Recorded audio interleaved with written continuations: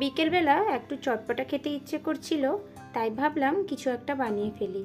তার জন্য ফ্রিজে চেক করে দেখি ফ্রিজে কিছুটা ভেজানো ছোলা রয়েছে। ভাবলাম ওই দিয়েই রেসিপিটি তৈরি করব। রেসিপিটি এত সুন্দর টেস্টে হয়েছিল, মা ছেলেতে খুবই তৃপ্তি করে খেয়েছি। ভাবলাম আপনাদের সাথে শেয়ার করা যাক, আপনাদেরও ভালো লেগে যেতে পারে। তবে চলুন রেসিপিটি শুরু করে ফেলছি। আমি এখানে রেসিপিটি বানানোর জন্য প্রথমে একটা বাউল নিয়েছি, আর ফ্রিজে যে কয়েকটা ভেজানো ছোলা ছিল ওইগুলো নিয়ে দিয়ে দিলাম।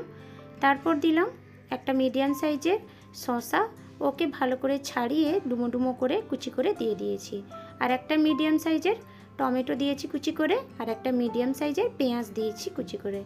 আর দিলাম সামান্য একটু পুদিনা পাতাকে কুচি করে, আর দিলাম স্বাদ মতো কাঁচা লঙ্কা কুচি।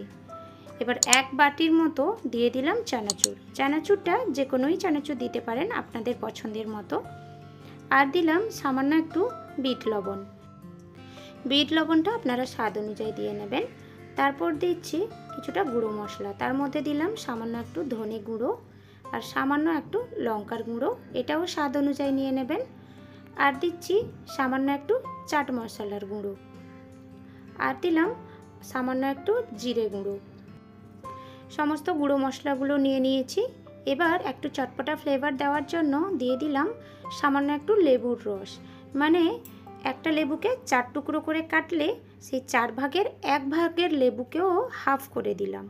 এবার টকের ভাবটাও আপনারা যে যেমন পছন্দ করেন ওই হিসাবে লেবুটা বাড়িয়ে কমিয়ে নিতে পারেন। আর সবথেকে যেটা গুরুত্বপূর্ণ ওটা দিলাম আমি 1 টেবিল স্পুনের মতো দিয়ে দিলাম ওই যে আম তেলের আচারগুলো হয় ওই তেল সমেত, আর একটু আমের গ্রেভি সমেত আচার দিয়ে দিলাম। আচারের তেলটা আপনারা অবশ্যই দেওয়ার চেষ্টা করবেন, বাড়িতে যার যেমন আচার থাকে ওই হিসেবে আচার একটু দিয়ে দেবেন, কিন্তু আচারটা মিষ্টি না দিয়ে টক আচার দেওয়ার চেষ্টা করবেন।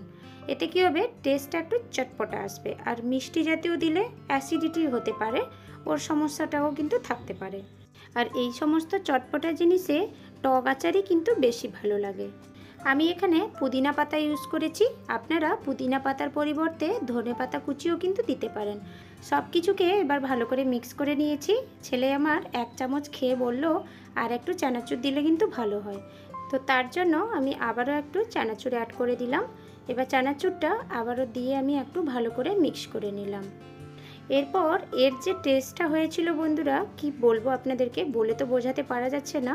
প্লিজ একবার আপনারা বাড়িতে বানিয়ে দেখবেন, আশা করি আপনাদের খুব ভালো লাগবে। আর খুব গরমে যখন কোনো কিছু খেতে ইচ্ছে করবে না তখন এই রকমও বানিয়ে দেখবেন, খেতে কিন্তু খুব ভালো লাগবে। আজকের আমার এই রেসিপিটি আপনাদের কেমন লেগেছে আমাকে কমেন্ট করে জানাবেন। আর রেসিপিটি ভালো লাগলে ভিডিওতে একটা লাইক দিয়ে সকলের সাথে শেয়ার করবেন, এবং আমার চ্যানেলটিকে সাবস্ক্রাইব করতে ভুলবেন না কিন্তু। তবে আজকের মতো বিদায় জানাচ্ছি, দেখা হচ্ছে নতুন কোনো একটি রেসিপির সাথে। ততক্ষণে সবাই খুব ভালো থাকবেন, আর এই রেসিপিটি কিন্তু অবশ্যই ট্রাই করবেন।